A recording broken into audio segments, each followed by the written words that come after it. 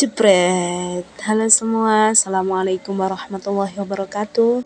Saya di sini akan sedikit menjelaskan tentang landasan penyelenggaraan pendidikan pada anak usia dini. Langsung saja tonton videonya. Yang pertama, pengertian landasan penyelenggaraan. Apa itu landasan penyelenggaraan? Landasan penyelenggaraan pendidikan merupakan hal yang sangat penting dalam penyelenggaraan pendidikan, termasuk pendidikan anak usia dini. Dengan adanya landasan pendidikan, maka praktek pendidikan maupun studi pendidikan memiliki tumpuan atau dasar pijakan. Jadi, landasan penyelenggaraan ini adalah pondasinya pendidikan. Pondasinya pendidikan ini harus kokoh.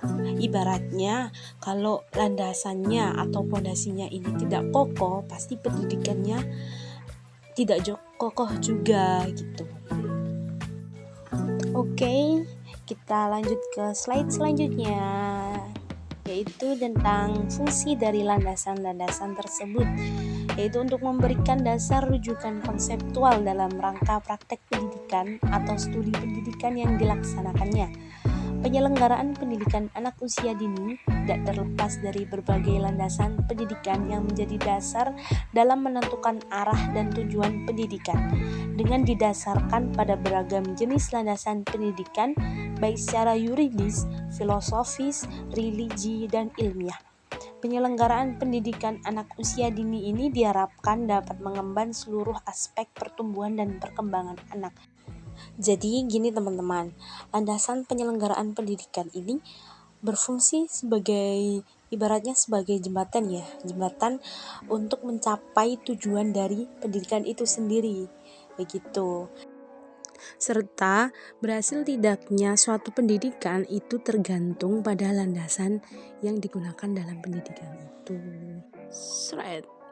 Ada selanjutnya ada landasan penyelenggaraan dibagi menjadi 4, yaitu landasan yuridis, yang kedua ada landasan konseptual, landasan filosofis, dan landasan operasional. Dari keempat landasan tersebut ada yang sudah tahu belum? Kalau belum, mari kita cek video selanjutnya. Landasan yang pertama ada landasan yuridis. Apa itu landasan yuridis? Landasan yuridis atau dikenal sebagai hukum pendidikan adalah asumsi-asumsi yang bersumber dari peraturan perundang-undangan yang berlaku yang menjadi titik tolak dalam rangka praktek pendidikan atau studi pendidikan. Berkaitan dengan peraturan perundang-undangan secara yuridis, pendidikan anak usia dini telah ditetapkan oleh pemerintah dalam Undang-Undang Nomor 2 Tahun 1989 tentang Sistem Pendidikan Nasional, Pasal 28B Ayat 2 dan Pasal 28C tentang Hak Anak, serta Undang-Undang RI Nomor 20 Tahun 2003 tentang Sistem Pendidikan Nasional. Kebutuhan dan hak setiap anak akan pendidik tertuang dalam Pasal 28B Ayat 2 yang menyatakan bahwa setiap anak berhak atas kelangsungan hidup, tumbuh dan berkembang serta berhak atas perlindungan dari kekerasan dan diskriminasi. Sementara pada Pasal 28C Ayat 2 dijanakkan bahwa setiap anak berhak mengembangkan diri melalui pemenuhan kebutuhan dasarnya, berhak mendapatkan pendidikan, dan memperoleh manfaat dari ilmu pengetahuan dan teknologi, seni dan budaya, demi meningkatkan kualitas hidupnya dan demi kesejahteraan umat manusia. Yang kedua ada landasan filosofis. Menurut Babang Robandi tahun 2005, landasan filosofis pendidikan adalah asumsi-asumsi yang bersumber dari filsafat yang menjadi titik tolak dalam rangka praktek pendidikan atau studi pendidikan. Menurut Julian N. Sugiono tahun 2011 mengemukakan bahwa secara ontologis anak sebagai makhluk individu yang mempunyai aspek biologis atau adanya perkembangan fisik yang berubah dari waktu ke waktu yang membutuhkan makanan, gizi, dan lain-lain. Ada psikologis yang adanya perasaan-perasaan tertentu yang terbentuk karena situasi seperti senang, sedih, marah, kecewa, dihargai, dan sebagainya. Yang ketiga ada sosiologisnya, anak membutuhkan teman untuk bermain. Antropologis atau anak hidup dalam suatu budaya dari mana dia berasal. Yang ketiga ada landasan konseptual. Dalam landasan konseptual itu ada beberapa model, ada 4, yaitu 1 model pembelajaran menurut Pestalozzi, yaitu model pembelajaran menitik beratkan pada AVM, auditory, visual, dan memori, yakni membuatkan kemampuan penglihatan, telinga, dan daya ingat yang semuanya sanggup dikemas melalui pengembangan bahasa atau suara, bentuk, dan konsep bilangan ini berhitung permulaan pada anak usia dini. Yang kedua ada model pembelajaran Froebel, yaitu model pembelajaran yang menitik beratkan pada otoktimitas anak atau menerangkan keaktifan yang muncul atas dorongan dari dalam dirinya sendiri. Dan Froebel membuat alat permainan yang disebut Spielformen, Spiel yang artinya permainan, Formen yang artinya membentuk bangunan. Maksudnya ialah permainan bentuk menyerupai dari plastisin, mozaik, tanah liat, stik es krim, kertas-kertas bekas atau kertas origami yang dapat dimanfaatkan menjadi suatu karya. Yang keempat ada model pembelajaran Helen Parkhurst. Model pembelajaran ini menitik beratkan pada pembelajaran sentra. Setiap ruangan pusat terdiri dari 1 rukun pengembangan yang masing-masing anak sanggup menentukan pusat sesuai dengan cita-cita anak masing-masing. Pembelajaran pusat memungkinkan anak sanggup bebas bergerak bebas sesuai dengan cita-cita anak.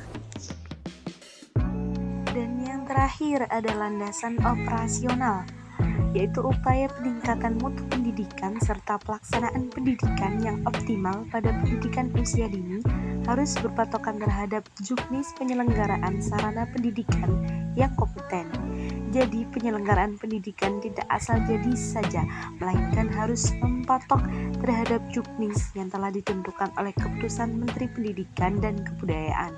Pelaksanaan berbagai lembaga pendidikan taman kanak-kanak di Indonesia biasanya diatur melalui keputusan menteri atau surat edaran direktur atau direktur jenderal untuk melaksanakan kegiatan pendidikan pada taman kanak-kanak diatur dalam keputusan Menteri Pendidikan dan Kebudayaan nomor 0518/Kependidikan Dikbud /97.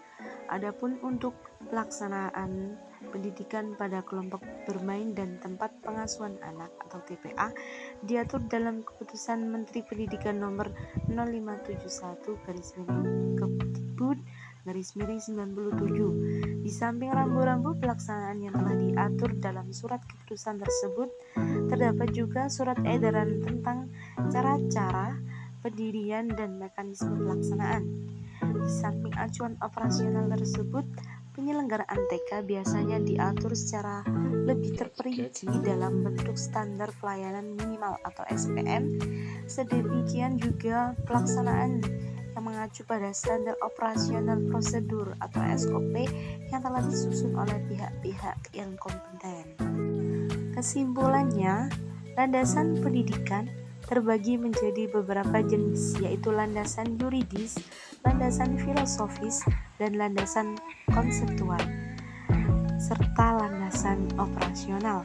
Landasan-landasan tersebut berfungsi untuk memberikan dasar rujukan konseptual dalam rangka praktek pendidikan atau studi pendidikan yang dilaksanakannya. Dengan kata lain, landasan pendidikan berfungsi sebagai dasar pijakan atau titik tolak praktek pendidikan atau studi pendidikan. Penyelenggaraan pendidikan anak usia dini tidak terlepas dari berbagai landasan pendidikan yang menjadi dasar dalam menentukan arah dan tujuan pendidikan. Dengan didasarkan pada beragam jenis landasan pendidikan baik secara yuridis, filosofis, konseptual, dan operasional, penyelenggaraan pendidikan anak usia dini diharapkan dapat mengembangkan seluruh aspek pertumbuhan dan perkembangan anak, sehingga anak dapat tumbuh dan berkembang menjadi pribadi yang dicita-citakan sesuai dengan tujuan pendidikan nasional. Sudah selesai. Sekian, itu saja yang bisa saya sampaikan.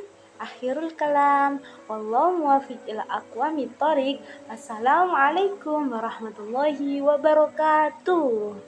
Dah.